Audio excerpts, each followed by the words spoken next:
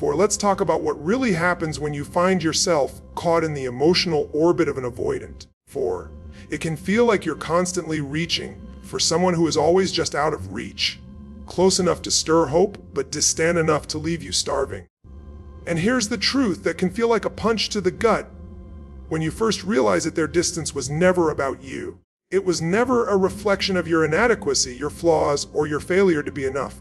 It was always about their fear of closeness, fear of vulnerability, fear of losing themselves in intimacy. When you internalize their withdrawal as rejection, you step into a trap, one that slowly convinces you that if you just become more lovable, more patient, more perfect, they'll finally choose you. But the problem isn't that you're not enough. The problem is that they are too afraid to fully engage, and no amount of self-sacrifice can heal a fear that isn't yours to carry. You see, emotional distance from an avoidant can act like a powerful spell. It pulls you in, makes you question yourself, makes you chase. And the more you chase, the more they retreat, confirming the false belief that you have to earn their love. This dynamic can erode your sense of self if you let it. It's like handing someone the remote control to your worth and waiting anxiously for them to press play. But here's the shift. The moment you stop chasing is the moment the spell begins to break. When you stop making their engagement the measure of your value, you reclaim something far more powerful than their attention. You reclaim yourself. Psychologically, what's happening is rooted in something called the activation and deactivation cycle. The avoidant partner subconsciously deactivates intimacy when things feel too close, and the anxious partner responds by activating, pursuing, clinging, striving. It becomes a loop. The more you pursue, the more they distance, the more abandoned you feel. But cycles only keep spinning if both people keep participating. The key is to step out, stop feeding the loop. That requires courage, because it means tolerating the anxiety that rises when you stop chasing and start standing still. But on the other side of that discomfort is freedom. The kind of freedom that allows you to see the avoidance behavior clearly, without personalizing it, without letting it define you. Philosophically, this is about reclaiming authorship over your own story. When you believe their distance means you are unworthy, you are letting someone else write the narrative of your life. But when you see their distance as simply evidence of where they are in their own emotional journey, you stop trying to edit yourself to fit their fear. You stop auditioning for a role you were never meant to play. And that is the moment you begin to stand in your own power. Not the fragile power of getting their approval, but the grounded power of no longer needing it. Because the truth is, love that has to be chased isn't love, it's control. And control masquerading as love will always keep you small. You don't have to shrink to be chosen. You don't have to prove your worth to someone who is too afraid to see it. So when their silence echoes, let it remind you of this: you were never rejected, only misread. And the moment you stop reaching outward if you've spent enough time entangled with an avoidant, you start to notice something subtle yet deeply corrosive. Your emotional state begins to rise and fall based on their engagement. A text from them can send you soaring, while their silence can sink you into doubt, panic, or shame. That's not love, it's dependency disguised as connection. And the way out of that trap begins with reclaiming your emotional autonomy. Because the truth is, as long as your sense of worth is tied to someone else's behavior, you'll always be at their mercy. And no one, not even someone you love, should have that kind of power over your inner world. Reclaiming emotional autonomy means shifting the center of gravity back to yourself. It means you no longer see their affection as the prize and their withdrawal as the punishment. You stop living like you're on trial for being worthy of love. Instead, you start building a life where your value is a given, not a question. This isn't about becoming cold or detached, it's about becoming anchored. Think of it like this: when you're emotionally dependent on someone who is inconsistent, you're like a boat tied to a dock that keeps drifting in and out. You're left swinging wildly with every wave they create. But when you anchor into your own inner world, your values, your passions, your self-respect, you stop being tossed around. You become steady even when they are not. There's a psychological shift that happens when you do this. Instead of scanning their behavior for clues about how they feel about you, you begin turning inward and asking, how do I feel about me? How am I showing up for myself today? That simple reorientation rewires your nervous system over time. It tells your mind and body that you are safe within yourself, regardless of their presence or absence. 4. This is where self-care stops being a cliché and becomes an act of defiance. Journaling, meditating, surrounding yourself with people who see you clearly. These are not just comforting habits. 4. They are psychological anchors that keep you rooted in your own identity when someone else is trying, consciously or not, to make you doubt it. 4. And here's something most people overlook: when you reclaim your emotional autonomy, you actually transform the entire dynamic with the avoidant. 4. Because the moment you stop needing them to soothe your insecurities, you stop triggering their fear of being engulfed. They no longer feel the pressure to perform or run. Sometimes they step closer. Sometimes they drift away. Either way, it doesn't unnerve you. 4. Because your equilibrium isn't tied to their proximity anymore. That's the paradox.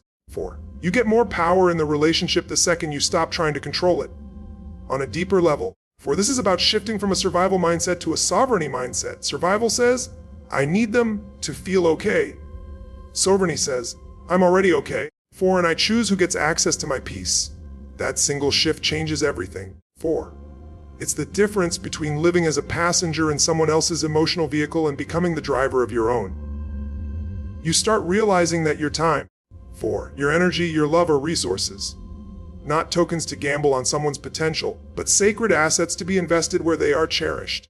4. And when you get there, when you stop hanging your happiness on someone else's emotional availability, you unlock a power most people never experience. 4. The power to love without losing. One of the most transformative steps you can take in reclaiming your power from an avoidant is learning how to set boundaries that command respect.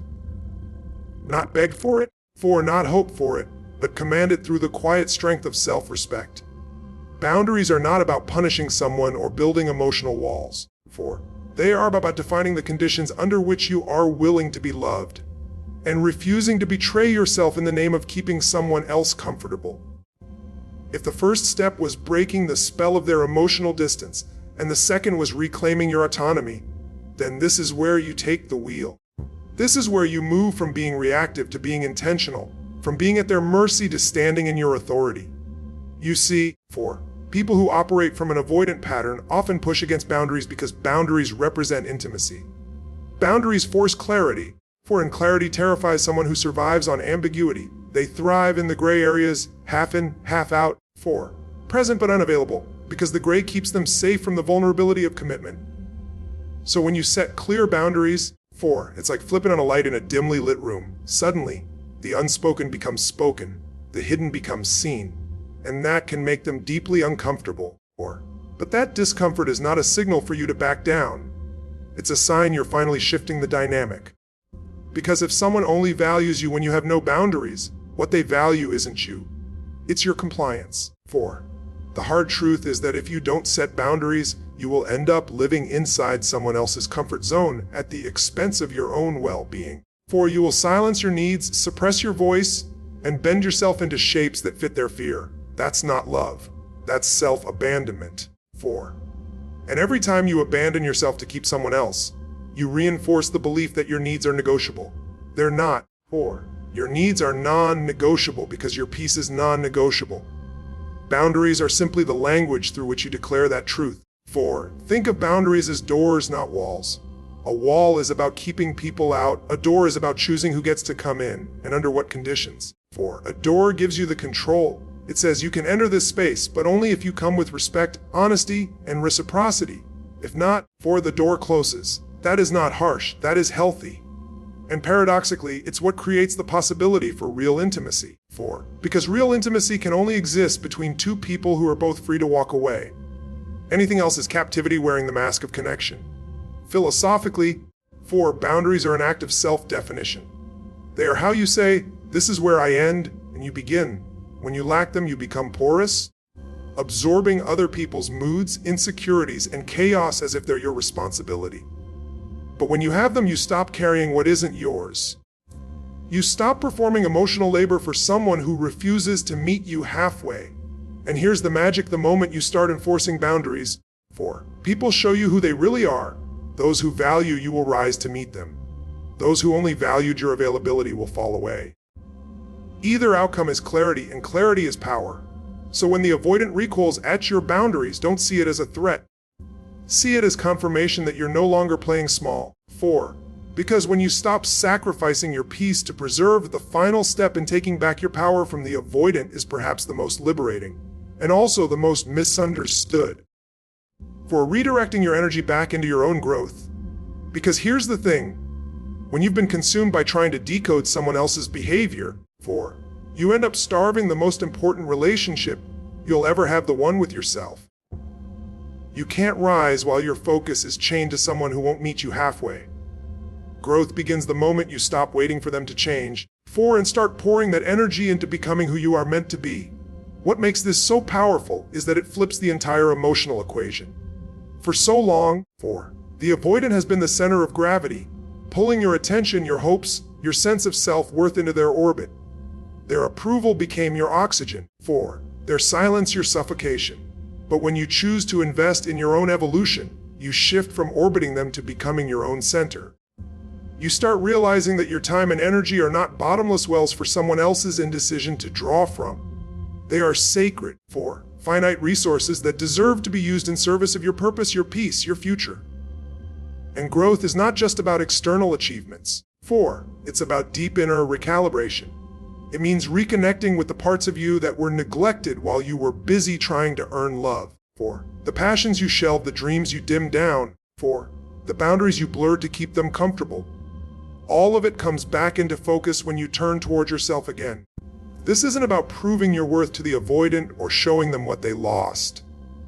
That's still giving them power. 4, it's about embodying the truth that your worth was never lost in the first place. You're not rebuilding yourself from scratch. You're uncovering the self that was buried under the weight of chasing someone emotionally unavailable. Psychologically, this shift rewires your nervous system. Or when you focus on personal growth, on learning, creating, strengthening your body, 4, sharpening your mind, you are feeding your brain new evidence that you are capable, resilient, and whole.